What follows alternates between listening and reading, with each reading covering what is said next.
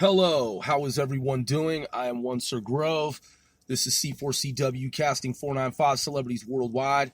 I am checking in with the American people and our allies. If you are true fans of this show, then we 495 most certainly appreciate you. Today is Christmas Eve, the day before Christmas. So obviously it is 24 December, 2019 start date. The last part wasn't necessarily obvious because in the future, when this is listened to, someone may say, well, it's Christmas Eve, but what year? 2019 start date. So today's topic is the Kryptos sculpture. Kryptos sculpture by James Sanborn. So the so-called final section of the sculpture remains, at the time of this recording, unsolved, at least in the public domain.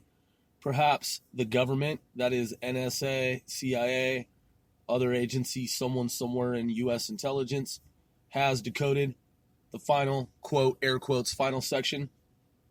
I say that because, according to what I've read, researched, studied, the final section, what appears to be the final section, is not really the final section. There's another section. After 1, 2, 3 sections are solved, there is apparently a fourth section. So in that, the at least publicly known third section to date remains thus far unsolved.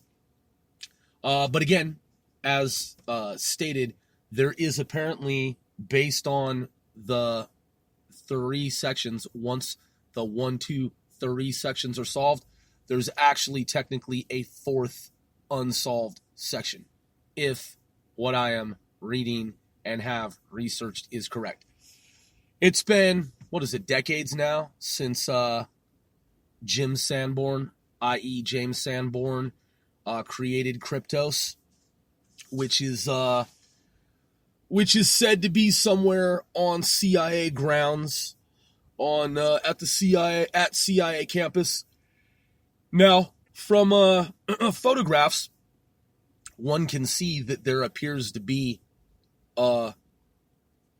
sculpture there. And the only reason I hesitate to say that is because I don't want to go into too many details, but I found a glitch once with regard to the wall that is the enshrined wall of fallen heroes. And I saw something that, I'm not trying to sound like off or schizo, but I found a discrepancy somewhere on the internet, which I don't know what I saw other than it appears to have been an error in image processing or an actual image which wasn't supposed to be public. Now, I'm not trying to be weird, but this was in the early days of the internet. So I was actually startled by what I saw, because basically I'll just, I shouldn't say anything. But basically, without going into details, what people are told and what they've seen in the way of imagery in the past, I saw an image that shows something different, and it was kind of, it was definitely alarming. So the stars that represent the fallen, I've seen documentaries where apparently that's an actual viewable wall, albeit, like I said, I saw something else once, and I don't know how many people in the world saw the image that I saw, but what I saw, in contrast, at some point, it was something that was different, and it was very odd, and I've never seen it since that day. Now, there was also, and this may seem trivial, but there was a time when there was a typographical error at CIA's website. Now, that may seem, again, insignificant, but CIA usually doesn't have typos on their website. I'm sure it's not the only time that a typo's appeared. Nonetheless, You wouldn't expect that from CIA, which the agency is a very exacting, it represents a very exacting industry, tradecraft. And but, the agency, like any organization, is not infallible. Notwithstanding what I saw, that image that I saw, that I haven't gone into details about, I saw that in the early days of the internet. And if it's true what I saw, if what indeed I saw was something that was posted accidentally for like 20 minutes that wasn't supposed to be, I don't even know how it became public. But what I saw, it brings into question the very nature of the wall that is seen in various documentaries, whereby there are the various unnamed fallen with stars, and behind each is the person's actual identity, which remains classified to this day. I understand that imagery. I understand that imagery that I just described is seen in documentaries, and I would imagine that there is a place where those names are housed, and obviously that has to be the case because the agency knows of who the fallen are. But in terms of that wall that's supposed to exist and where it can be seen that folks are there, man, listen, I saw some other imagery that brings into question the very fundamental the very fundamental reality of it all. I'm just saying, man, man, there are a lot of things in this universe, a lot of holograms, man. I mean, listen, I can't give it away. I just really can't, because I don't know if what I saw is like classified. I kind of assume that it is. Man, that's all I'm going to say about that. But, so getting back to Kryptos, I've played around with it a little bit. I haven't spent, as much time on it as some, researchers. I have posted some information online. And I've toyed around with it. I've kind of like dabbled in Kryptos off and on. I don't know, man, a handful of times since I learned of the existence of Kryptos. Just like, I don't know, man, maybe like a half an hour to an hour here and there. Maybe, I don't know, a couple dozen times. I mean, nothing like painstaking. It's not like I've spent, I don't know, like 1,000 hours trying to solve the, the sculpture. And there have been others who have already solved all but the final, third unsolved portion of the sculpture. So I've just looked at it here and there. I haven't, I wouldn't say that I haven't taken the challenge seriously. I just haven't put in like 100 or 1,000, hours of time trying to decode. What I do believe I have learned, what I have gleaned, what I have been able to figure out is I'm not a super mathematics expert. I'm not like these kids that are savants and they're able to like calculate multiply large numbers in their minds like instantaneously. Nothing like that, man. I was an average math person. I emphasize in under 10 minutes, I was in school an average math person. In high school, I earned an A in algebra, but before that, it was just kind of like, I didn't really take math seriously. And I only earned that A in algebra after I actually failed algebra. Yeah, see how honest I am? Unlike Barack Hussein Obama, who wants for his transcripts to be hidden. and sealed away so that people don't know. No, I failed algebra, man. I've talked about that a lot of times. I was in class probably like half the time, and not even that. I don't even think I was in math class half the time. It was less than half, and I ended up having to go to summer school. And when I went to summer school, I remembered a lot of it from having listened and paid attention when I was in class. So I was able to do the algebra course in about a week and a half. Well, yeah, about a week and a half. And that's when my math professor was like, you could really go far with this. And my math teacher, sorry, it was high school. My math teacher was like, you can really go far with this. Like, you did really well. Like, you did this in a week and a half. You know, you did an entire, like, quarter or whatever worth of work, like, in a week and a half. And I was like, well, it's basic algebra. And he's like, yeah, but, like, if you really wanted to focus on this stuff, like, you were supposed to be here for, like, a whole, like, summer for, like, summer school, but, like, you know, or however long summer school is, whatever, a month or whatever. He's like, but you did it in a fraction at a time. And I was like, well, it's easy. It's basic. He's like, yeah, but you should focus on math. He was the same instructor who told me that I could go far with the computer science if I ever wanted to, because there was a black gentleman who would come to the school, and he would work in the typing room, because we had keyboards, like, for, like, typewriters, type machines. Wow. Well, I guess they are type machines, but I don't know that anyone refers to typewriters as type machines. But we had typewriters, the electronic kind, and or electric kind, and then we had some rudimentary computers, some Apple computers, and a handful of Apple computers. And so anyway, he would come and do like service and maintenance, the computers, the typewriters, the printers.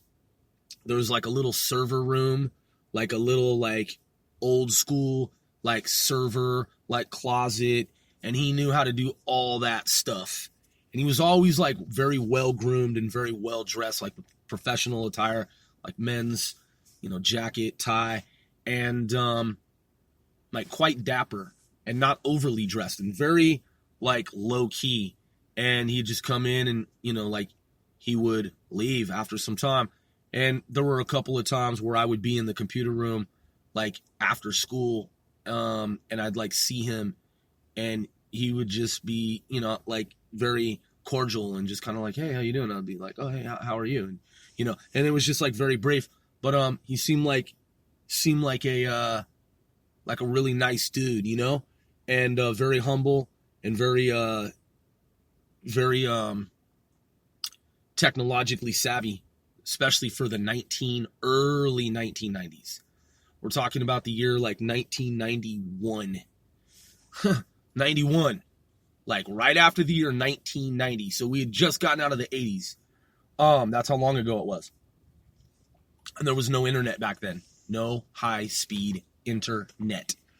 So, that said, my math teacher was like, and furthermore, I mean, a couple of math teachers told me the same thing, so it wasn't just the one math teacher. But I'm just saying this humbly. Like, I was an average math person. Average math. I have to state that multiple times, like close to a dozen times, so that someone doesn't think that I'm trying to say that I was a math whiz kid. I was not a math whiz kid. My friend from childhood, who's now a professor of mathematics, he was a math whiz kid, and he's a PhD in math, and I've talked at length about that. I was an average math dude. Like any student, I was like, you know, grappling with math, like, come on, let's wrestle, man. You know, what's up? Like, you know, let's fight. I'm just saying, like, metaphorically speaking, man, I wrestled with math. I mean, not everything. Some things it was like, yeah, that's, you know, okay. Mental calculation, whatever, mental math. But I mean, some things I was like, yo, what? How does this concept work? And it took me like a while to like wrap my mind around it. Like, oh, okay, yeah, this used to be so hard and like so challenging for me. So I was an average math person. Was not a math whiz kid. Nope. And I ended up actually teaching English, math, and science in a private school for 10 years. Because at some point when I was in college, I was enrolled in a mathematics degree program. So I had a lot of money from the government, and I had a lot of time to be able to like study math like on a daily basis to like look at it. And I was like, oh, back in school, I used to struggle with this concept. But now that I'm in college and I have the time and the money and the tools and the resources to sit back and use software and use all these new Fastly programs, I'm like, oh, I see math differently. It's like easier now. Because as an adult, like, you're just more focused and you have like more knowledge. And you're just like, and then it's also in the future from, the past. You're just like, oh, it's in the future now, and I'm looking back, 2020 hindsight, like, I can't believe I didn't pick up on this immediately in high school. This is like common sense. It's like math is all it's all logic based. But not every kid knows that. Not every kid's like, oh, yo, I get it. It's all based on logic. Like, when you're an adult, I think you can infer more about math. Like, if you're an average math person, if you actually take, like, if math became your job, like if I paid you right now, like $100 an hour to do math, you'd be like, really, Grove? $100 an hour to do math? Yeah, like a full-time job, 8 hours a day. That's $800 a day. You'd be like, yo, that's crazy money. Like, I mean, the average person would be like, really? I'd be like, yeah, dude, because you're a math researcher now. Now, there are going to be people working around you who are going to evaluate and assess what it is that you're doing to make sure that you're actually doing this as a job and you're not like fucking around and like, if you sat at like in a cubicle or like in an area, like a research facility lab, and you have like the internet in the background and like whatever your little treats and shit, you're like soothing whatever, like however you get into the groove, man. Like, you're like lounge chair and you're just like in a comfy, like, environment. If you could study math 8 hours a day and get paid $100 an hour, wouldn't that be fucking dope? Well, that's what I did. That's what I did with my student loans. I created an environment like that. Now, naturally, I'm not in that type of environment anymore because I do different type of work. But there was a time, man, when I was in college, and that's what I did. I studied mathematics from fucking sun up to sundown. Some of the things that I had learned or that I had grappled with again, in high school, I was better able to infer and deduce as an adult because there were no distractions. So I'd like look at math and be like, oh, dude, I can't believe I didn't just like understand this, see this pattern for what it is in high school. And instead of like seeing the steps in the textbook, like this is number 1, this is step number 2, step number 3, 4, 5, right? This is how you solve like quadratic equations. And now there's the MIT professor who's like, there's an even newer way. Like, it's revolutionary. I found this like phenomenal, algorithm. And I've been able to there's some new way to solve quadratic equations that no one on earth knew about, because if they did, it would have been published. So it's like, well, I'm sure the NSA knew and spy agencies, but it was never public information because you see there's an entire field of classified mathematics. So basically everything you were taught in school is one thing, and then superimposed, overlaid with, in contrast, there are other things in math that are classified. Why aren't they made public? Because it's classified information, man. The government doesn't want for everyone to know everything. There's a reason for it that our policymakers and our government has decided, oh, you guys can't know how to do quadratic equations, as quickly, but flash forward to 20 years, from now, someone at MIT will discover it. I mean, come on, man. I'm just saying, even with regard to Kryptos, the first 2 sections were, when they were publicly solved, NSA cryptologists and CIA cryptologists, they revealed that they had already cracked those sections. So the government had already deciphered sections 1 and 2, around the same time or even before the public did. So I'm assuming that the third section's already been solved by the government, or it hasn't. And the reason why it hasn't been solved is because it's an illusion. It can't be solved using computers, at least computers that we currently have on this timeline. Not to sound like woo-woo, but I'm just simply saying, like, if you look at a Cray computer or whatever type of classified computer, I mean, however Sanborn intended it, I could be off. I don't know. But what I think, and at least this is the way that I would have done it if I designed the sculpture, I would have made it so that the third section is unsolvable by way of computer. Like, it's so asymmetric that a computer can't understand it. And it's made to look like it's some type of code that is decipherable by computer, but it's not. It's just a total, it's a total illusion.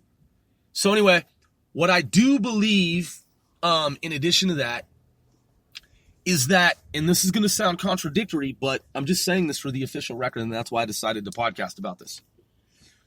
Though the third section, I suspect, is indecipherable, thus undecodable by way of computer, I believe that there is, like the universe in and of itself, I believe that there is a mathematical underlying, now I know, and again, this is where the contradiction comes into play, where you're like, Grove, you just said that that it's undecodable by computer, and that it's indecipherable by way of computer system. I am saying that.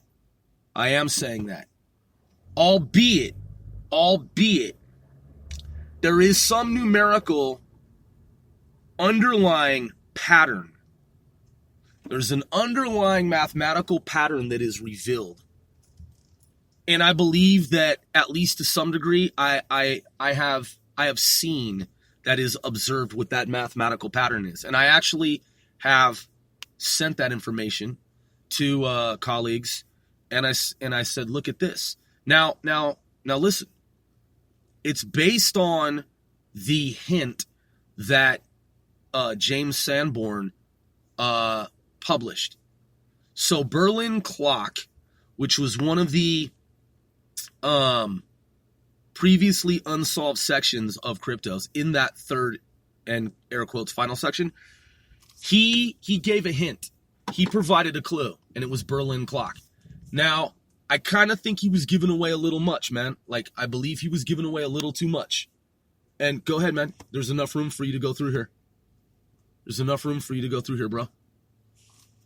See, I'm not blocking the intersection. And you could have gone through there, man, fucking 3 iterations ago, motherfucker. So anyway, the point is that, so understand what I'm saying here. James Sanborn, he provided a clue for the third section of Kryptos. And when he did that, I don't know, man, it seems he did it because it had been so long, I'm guessing. You know, I mean, I think I understand that he may have even said that. I don't know that he did say that, but it's like it had been so long since, like, someone had, like, solved the puzzle. I don't know, man. I think maybe he should have just let it be unsolved for, like, 100 years. That would have made this shit even fucking tighter, like, even more, like, phenomenal. Like, 100 years goes by, and humans still haven't, like, even NSA, CIA have, you know, GCHQ, the world's, like, DGSE, you know, the world's, like, top cryptographers, cryptologists that haven't even solved it for, like, 1,000 years. You know, aliens come to Earth and ice is, you know, Earth is, like, frozen over or some shit, and there's this fucking statue, some code. You know what I mean? I'm just saying, like, it's not a statue. It's an art piece. It's a sculpture. But the point is, man, that he revealed that from some of the ciphertext that when decoded, it says Berlin Clock. I don't know, dude, giving away that hint, that clue, it's just kind of like, yo, dude, why would you do that, bro? Like, why? Because then it's kind of like cheating a little bit. So, from that clue that he gave, I've been able to see some of the mathematical structure of it. And I've, like, mapped it out. I've, like, graphed it out. And I know that the numbers add up, and I know that they make sense. And I've shared them with at least one professor of mathematics, my friend from childhood, and I've said, hey, look at this. I don't know what it means. I don't know, and it's basic mathematics too. That's the other thing, is it's not anything that's like complex, at least, topically, like on the surface. So like when examining the overall anatomy of the sculpture, I believe that what appears to be basic math translates over to some like hyper complex, obviously, code system that, because it becomes this hyper complicated code system, it's some type of code system that computers on this timeline, like currently, they just don't understand. It's some type of abstract math that, and I don't know, maybe I'm extrapolating too much, but I've seen the mathematical underlying code of Kryptos. I mapped it out. I don't know who, because he talks about the nuance of like light. And I have to say that when I look at my notes from Kryptos, when I look at the math based on Berlin clock, I mean, I would think that someone at NSA or CIA would see what I'm seeing here. And I don't want to give it away, if I'm onto something. But when I'm looking at the final section, there are several things that you can do to it. You can apply certain. Well, okay. So when I taught English, math, and science, I came up with this system for teaching math, and over time, I had integrated this system into my lesson plans, and I made it part of my core teaching platform. And what it is that when teaching algebra, I explain to students that there are four operations that can take place, and I call it SIMDA. Now, some of you are familiar, and you're like, come on, Grove, that's like, dude, why is this important? Subtraction, multiplication, division, and addition. Well, if you rearrange that in any other way, it's essentially the same, but it's not the same. So if you start with addition, and then you go to say like subtraction, and then multiplication, that'd be what? Addition, subtraction, multiplication, ASIM. So then it's not SIMDA, it's ASIM, right? Addition, subtraction, multiplication, and then division, right? Addition, subtraction, multiplication, addition, or division. So ASMD. ASMD, right? Addition, subtraction, multiplication, that's ASIM, and then D, right? ASIMD. I mean, that sounds weird. ASIMD. So why would you even use that? Why would you even use that as a tool when communicating with students? Yeah, I want to teach you about ASIMD. They'd be like, what's ASIMD, right? So I came up with SIMDA.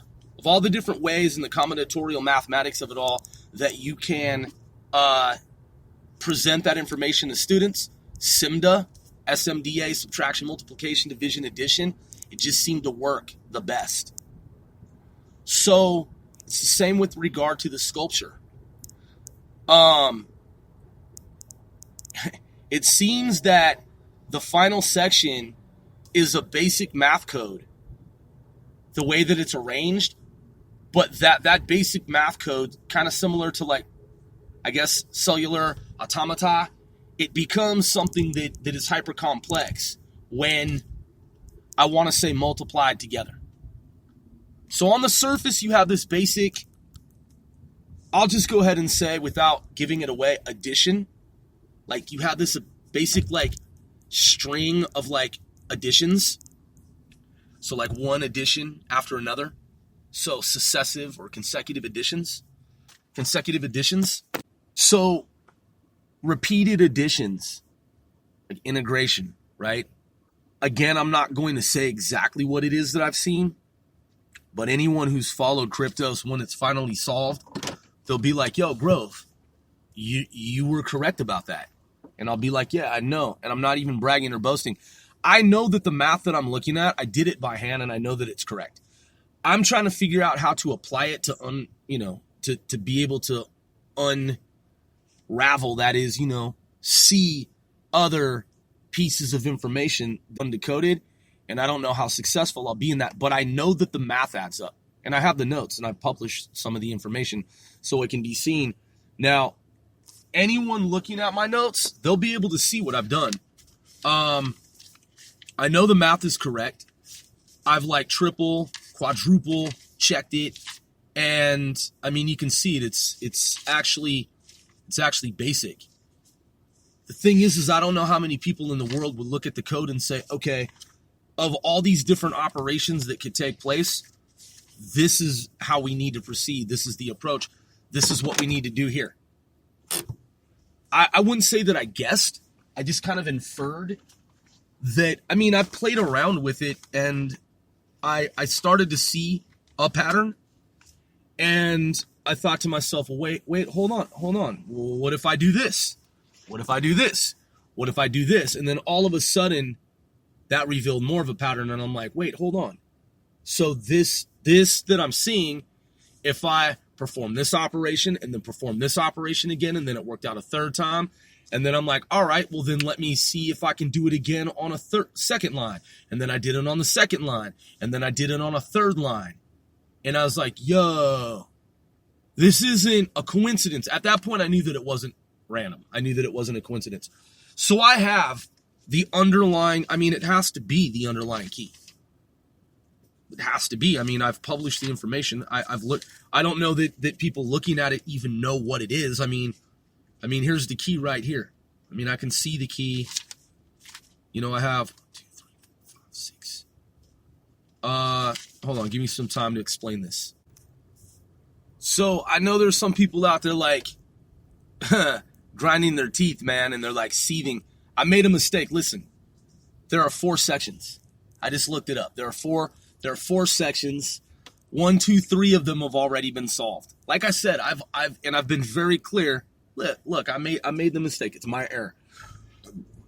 It's my fault, my mistake, my error. There are 1, 2, 3 sections that have already been solved. Like I said, I've looked at Kryptos off and on, maybe a couple dozen times over the past however long it's been since it was created. And James Sanborn, he has even gone online, according to Wikipedia here, and he talks about some errors that he made, like some errors that he made in the creation of the sculpture. So I apologize for saying that 2 of the sections had been decoded and the third section remains unsolved. So I redact what I said previously. Error corrected by self. And but I am correct. I believe in that. After the fourth, that is the 4th section is solved. According to what I've read here, I don't know if it's here in Wikipedia, but I know that I've seen it in other literature. When the fourth and air quotes final section, is solved, there's supposed to be like a 5th section. There's supposed to be a 5th section beyond what the public believes to be the final section. So there are 4 publicly known sections to Kryptos. 1, 2, 3 have already been solved. The 4th section has, 197 characters, remains unsolved, at least publicly. And once that 4th section is solved, that is decoded, there is then supposed to be some other thing that that materializes or appears in some way, and there's some other riddle or something else to be solved. I think, unless I'm wrong, like I was earlier in the podcast. But nonetheless, what I have seen in the mathematics of it all is I have seen a key. Now, when looking at Berlin clock, it's not instantly viewable. It's not instantly, because those are the clues.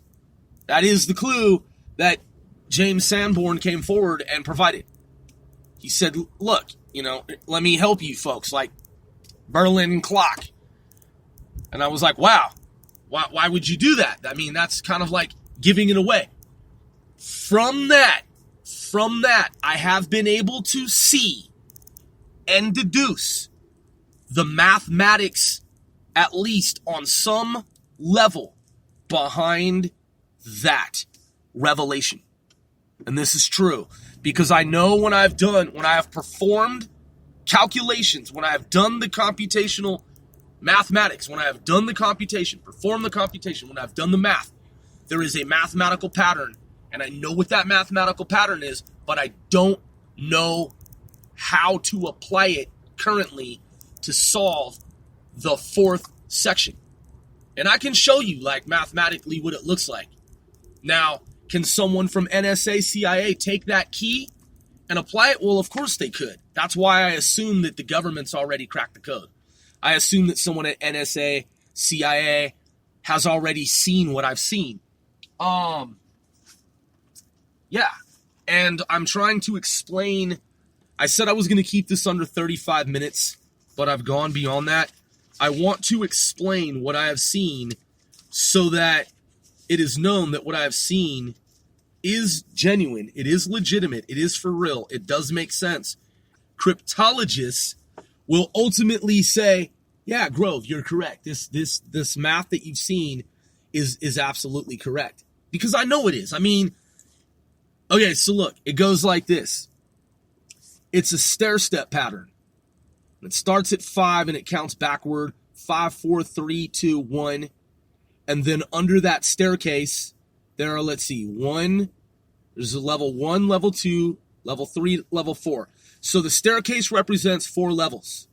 Staircase is 1 level, 2 level, 3 level, 4. From the top, descending, it goes 5, 4, 3, 2, 1.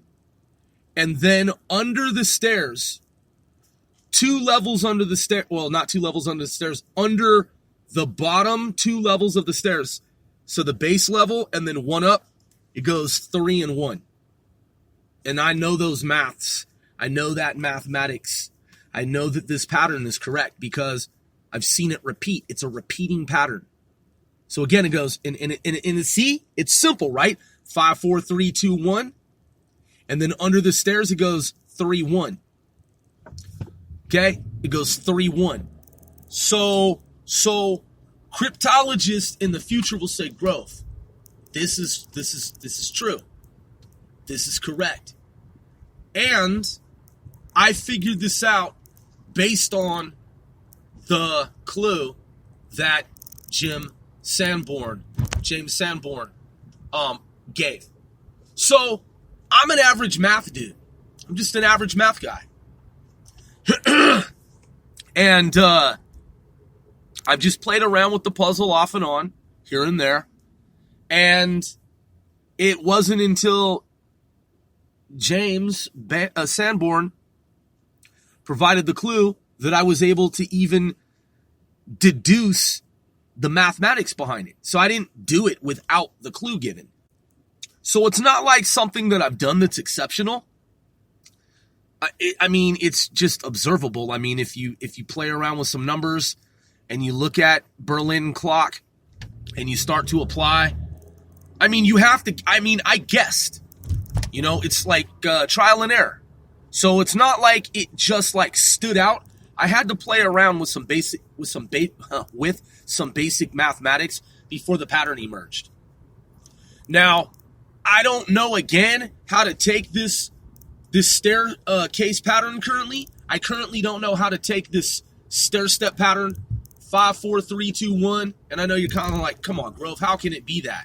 How can it be 5, 4, 3, 2, 1? That's way too simple. Well, that's what it is. I know that's what it is because it's a pattern and it repeats. So it's a repeating pattern and it's a staircase with 4 levels and it goes 5, 4, 3, 2, 1 from the top to the bottom. 5 going down to 4 to 3. Now check this out. 3 and 2 are on the second stair up from the bottom. So on those 4 levels of the staircase, 2 and 3 are 1, 2 and 3, the numbers 2 and 3, they're 1 level up. They're 2 levels up. They're on the second level. So it's like staircase, like you step on the staircase. That's the first step. And then on the second stair step, you have the number 2 and 3. You have the number 2 and 3. And then on the third level up, you have the number 4. And then on the fourth level up, you have the number 5. If that makes any sense. And if it doesn't make any sense to you, I'll take a picture of it, man, and I'll make that part of this podcast's image so that you can see that I'm not making this shit up, man. And you can also see the arrows as they point in terms of the numbers process and how it flows. So taking this key, applying it to the rest of the ciphertext, well, that's the process. And I've got to figure out how to do that. In the meantime, I'm one Sir Grove. Thanks for tuning in to another episode of C4CW, casting 495 celebrities worldwide.